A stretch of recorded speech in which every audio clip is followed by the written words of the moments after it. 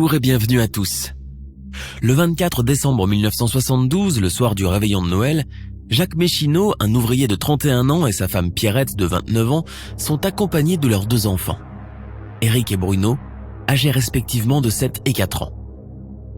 Ils réveillonnent chez les Fontanillas, un couple d'amis. La famille, qui réside à Boutier près de Cognac en Charente, s'y rend en voiture, une Simca 1100 couleur grenat. Un détail étonne tout de même les Fontanillas. Ce soir-là, Jacques Méchineau ne semble pas pressé de partir. Selon plusieurs proches, il faisait traîner alors qu'il sait que son collègue travaille à 4 heures du matin. Pourquoi, on ne le saura jamais. Ils finissent en tout cas par repartir de chez leurs amis vers 2h30 du matin. Ils prennent la route de Saint-Trojan pour regagner leur foyer, un trajet de 4 km à peine. Ils disparaissent comme s'ils s'étaient volatilisés dans la nuit. Nous sommes le soir de Noël. Personne ne reverra jamais la famille.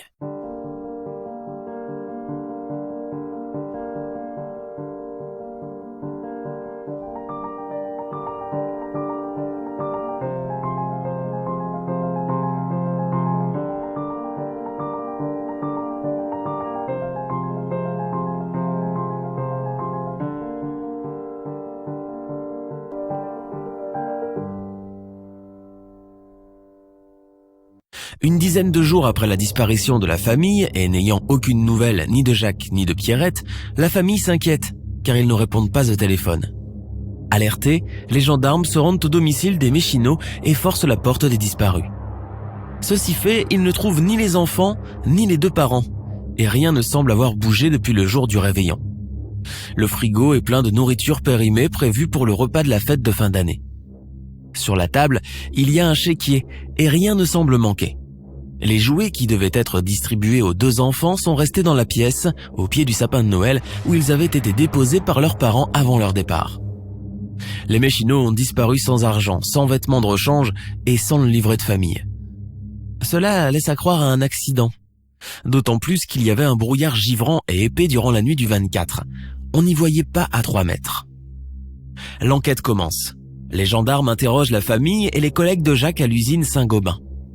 Ouvrier d'entretien à l'usine, Jacques Méchineau a une réputation de travailleur. Il travaille même durant les pauses. Et une fois son travail principal terminé, ne rechigne pas à réparer des voitures pour augmenter ses revenus. Pierrette, la mère, une jolie brune, est une femme au foyer discrète que l'on ne voit que lorsqu'elle sort faire quelques courses ou chercher les enfants à la sortie des classes. Car Éric et Bruno, des enfants soignés et heureux, étaient scolarisés à l'école du village, à quelques pas de chez eux, une maison blanche au volet vert, presque effacée en bord de route. Alors, que s'est-il passé? Où sont passés les Méchineau? Une famille apparemment sans histoire. Les gendarmes privilégient la thèse d'un accident. Même si moins de 5 km séparent Cognac de Boutier, la Simca 1100, compte tenu des mauvaises conditions météorologiques, peut avoir fait une sortie de route et tomber dans la Charente, la grande rivière de la région. Des plongeurs et un hélicoptère sont mobilisés pendant des heures, mais les recherches ne donnent malheureusement rien. On ne retrouve ni la voiture ni les corps. Les gendarmes retournent interroger les proches et là, ils découvrent que le couple, malgré les apparences, allait mal. Pierrette a un amant, un certain Maurice Blanchon, qui habite le même village. D'ailleurs, le mari a appris la liaison et a même surpris les 2 amants. Furieux, il a très mal pris la chose. Il fustigeait et marmonnait tout seul. Cela ne passait pas et le couple devait d'ailleurs se séparer peu après Noël, par égard pour leurs enfants. Pour les forces de l'ordre, 2 pistes semblent se détacher.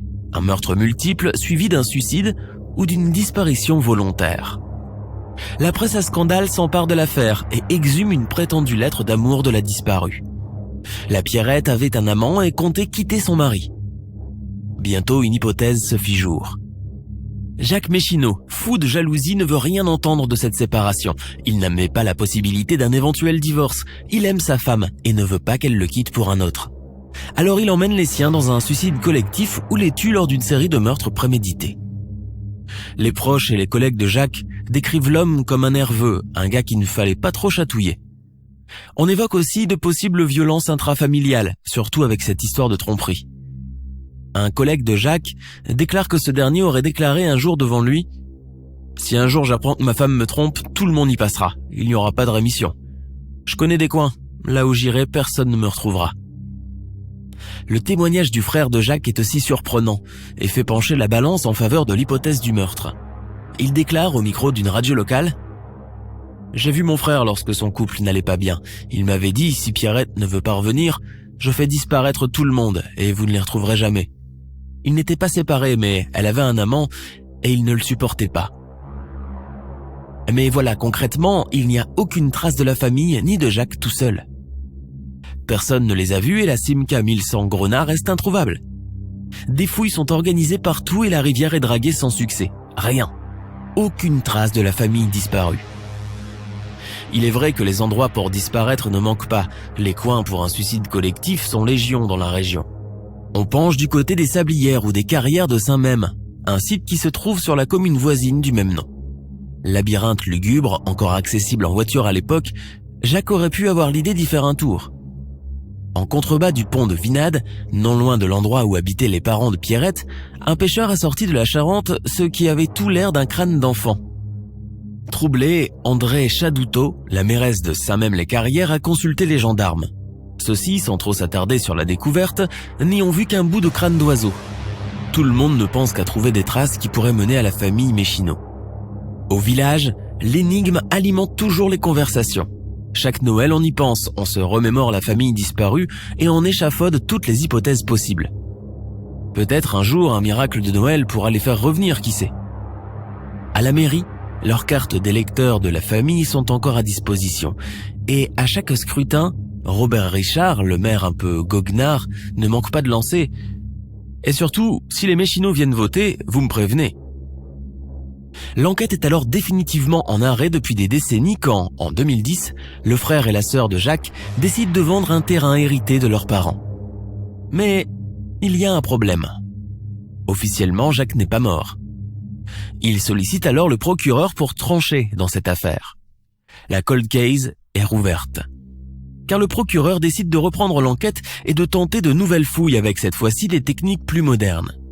Retrouver les corps serait une bonne chose pour la famille afin d'enfin faire le deuil et de passer à autre chose.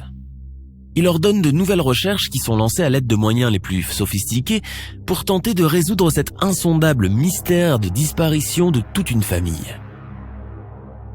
Les plans d'eau, les carrières, ainsi que la rivière sont sondés en profondeur, mais en vain. Cependant, l'enquête n'est pas close pour autant. Elle reste ouverte sous le nom de code Bruneri 47, du nom des deux enfants du couple Méchineau, Bruno et Eric, et de l'âge de ces enfants au jour de la disparition de la famille, 4 et 7 ans.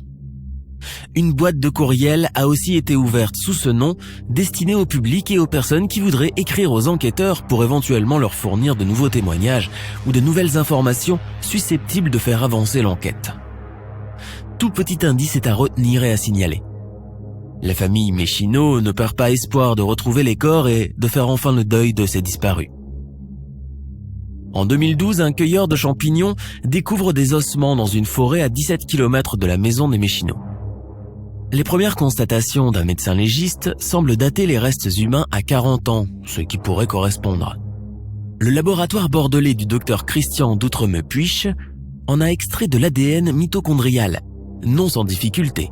L'ADN est ensuite confié pour comparaison au laboratoire de l'Institut de recherche criminelle de la Gendarmerie nationale, IRCGN, à Rosny-sous-Bois. Les recoupements avec l'ADN de parents de la famille disparus n'ont rien donné. Le 7 octobre 2013, une opération extraordinaire s'est déroulée dans la plus grande discrétion entre l'Écluse et le pont de Bassaux. Aussi incroyable que cela puisse paraître, une Simca 1100 de couleur proche de celle de la famille des disparus, c'est-à-dire rouge grenat, est signalée dans le lit de la Charente. Vu le faible nombre de ce modèle qui circule, les enquêteurs pensent avoir enfin trouvé une piste valable.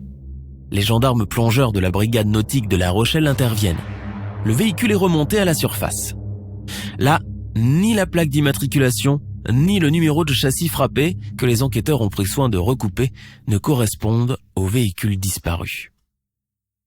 En octobre 2014, rue de la Providence, à Cognac, en brisant une dalle pour faire place nette dans son jardin, un propriétaire met toujours des ossements.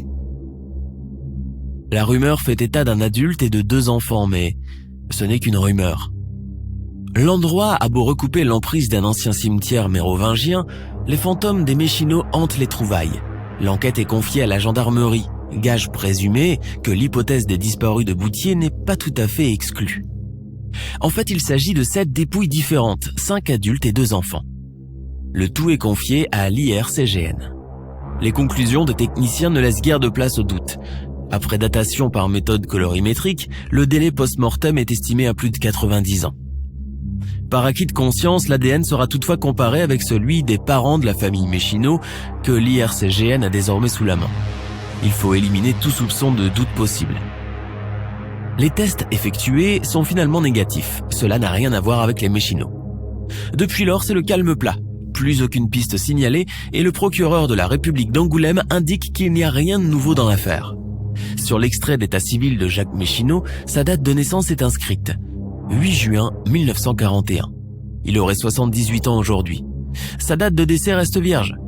Le restera-t-elle, même s'il n'est plus là depuis si longtemps?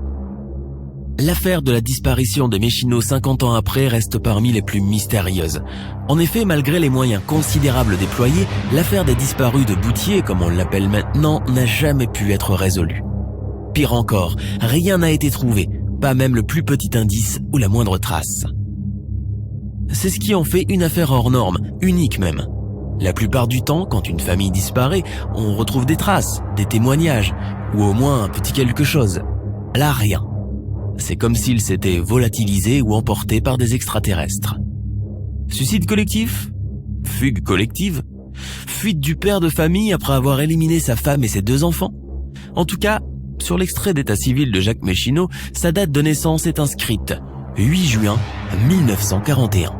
Il aurait 78 ans. Sa date de décès est restée vierge.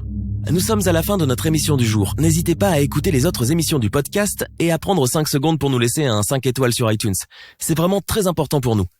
Vous pouvez aussi vous abonner pour ne pas rater les prochains épisodes et nous suivre sur Facebook pour nous en proposer de nouveaux. Merci et à bientôt.